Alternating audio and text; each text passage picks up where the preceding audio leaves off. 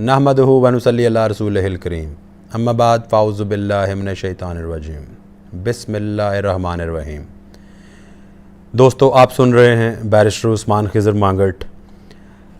पिछले चंद दिनों से हम इस मुल्क में देख रहे हैं कि एक कैंप में हुकूमत छीनने के शादियाने बजाए जा रहे हैं, दूसरे कैंप में हम देख रहे हैं कि कॉन्स्पिरेसीज़ के जनाब जो है प्रचार किया जा रहा है और हर तरफ से जनाब ख़बरें आ रही हैं। कोई कह रहा है इसने फ़ॉरेन फंडिंग ले ली, कोई कह रहा है जनाब डॉलर का रेट कहाँ जा रहा है, कोई कह रहा है हमने डिप्टी स्पीकर उठा के बाहर फेंक दिया, कोई कह रहा है हमने अपना वज़ीर आला पंजाब मुंतखब करवा लिया।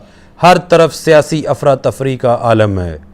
लेकिन इस तमाम अफरा तफरी के आलम में जो सबसे ज़रूरी चीज़ है वो है मुल्क खुदादाद पाकिस्तान। उसकी कोई बंदा बात करने को तैयार नहीं। उसके जो इकोनॉमिक क्राइसिस जो इस वक्त चल रहे हैं उन पे कोई बंदा बात करने को तैयार नहीं। आपका डॉलर नाजरीन इस वक्त जब मैं आपसे बात कर रहा हूँ 250 को क्रॉस कर चुका है इंटर बैंक में। और अगर आपने बाहर से कोई चीज़ मंगवानी है, अगर आपने बाहर से कोई ऑर्डर करना है, बैंक से आप LC ओपन करवाना चाहते हैं, तो बैंक आपकी पेमेंट 265 के हिसाब से इस वक्त US डॉलर पे बुक करेगा। इट मीन्स कि आपका जो डॉलर है इस वक्त 265 के अराउंड एक्चुअली जो है वो स्टैंड कर रहा है। जो सबसे ख़तरनाक खबर है वो ये है कि पाकिस्तान स्टेट ऑयल को बैंक्स ने पैसा जारी करने से इनकार कर दिया है और पाकिस्तान स्टेट ऑयल के पास इस वक्त तेल ख़रीदने के लिए पैसे नहीं हैं। जब आपके पास तेल ख़रीदने के लिए पैसे नहीं हैं तो आपके मुल्क में श्रीलंका वाली सूरत हाल बहुत ज़्यादा दूर नहीं है। खुदारा इन सियासतदानों से ये as a citizen of Pakistan मैं रिक्वेस्ट करता हूँ कि अपनी इस अना के झूठे जो बुत हैं उनको तोड़ें और इस मुल्क के बारे में सोचना शुरू करें। ये हुकूमतें आती जाती रहेंगी, लेकिन शर्त है कि मुमलिकत पाकिस्तान यहीं पे रहे।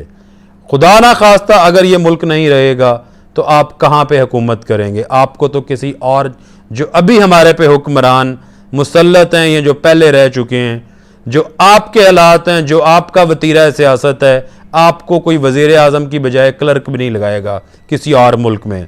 ये मुमलिकत पाकिस्तान ही है जो आपको वज़ीर आज़म के ओहदों तक फाइज कर देती है और वज़ीर आला के ओहदों तक फाइज कर देती है।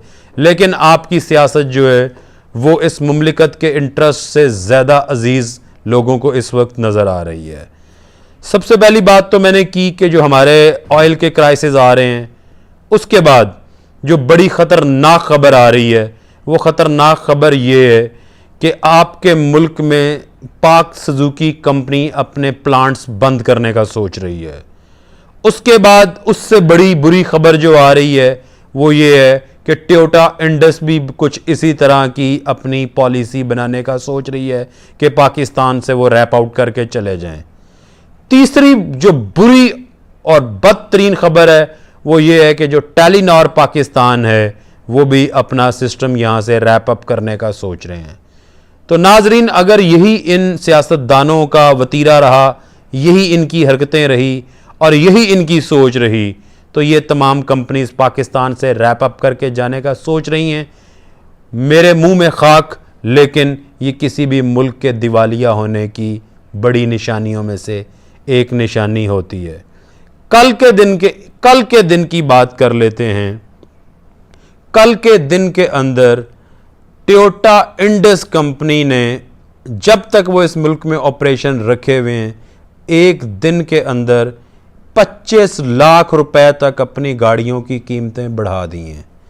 तो अगर हम ये सोचें कि भाई मैंने तो गाड़ी लेनी नहीं है, गाड़ी 25 लाख रुपया कीमत महंगी होगी तो मुझे इससे क्या फ़र्क पड़ता है? नाजरीन, ये सोच आपकी गलत है। जैसे एक दिन के अंदर 25 लाख रुपए तक गाड़ियों की कीमत में इजाफा हो गया है, इसी तरह डॉलर का रेट बढ़ जाने से 15% पाकिस्तानी रुपया डीवैल्यू हो जाने की वजह से हर चीज़ का रेट पाकिस्तान में बहुत ज़्यादा हो जाएगा। अल्लाह ना करे, लेकिन जो इंडिकेटर्स हैं इस वक्त वो ये शो कर रहे हैं कि इस मुल्क में हाइपर इन्फ्लेशन का दौर आ रहा है। हाइपर इन्फ्लेशन क्या होती है?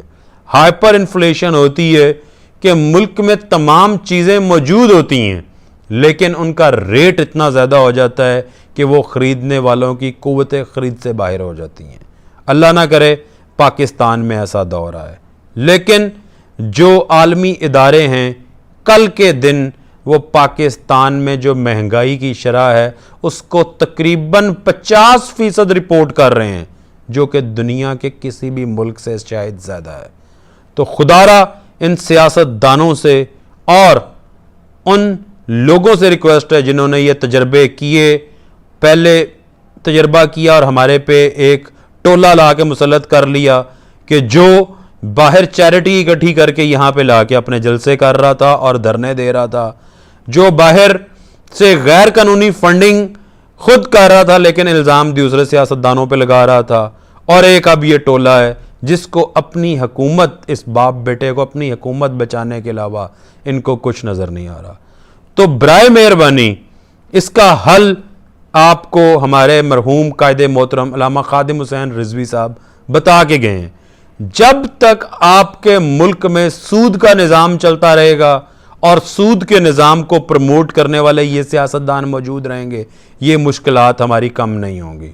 खुदारा अगले इलेक्शन में, जो अभी आपके इलेक्शन की आमद है, जब आपके पास कोई बंदा वोट मांगने आए तो प्लीज़ कंसिडर कीजिएगा कि ये किस पार्टी से बिलोंग करता है और इस पार्टी ने पाकिस्तान का हुलिया बिगाड़ने में किस हद तक किरदार अदा किया है। नुमाइंदों की भी स्क्रूटनी कीजिएगा और पार्टियों की भी स्क्रूटनी कीजिएगा और अपने ज़मीर के मुताबिक एक दफ़ा इस्लामी निज़ाम राइज करने के लिए इस मुल्क में तहरीक लबैक पाकिस्तान को वोट दीजिएगा। बहुत शुक्रिया।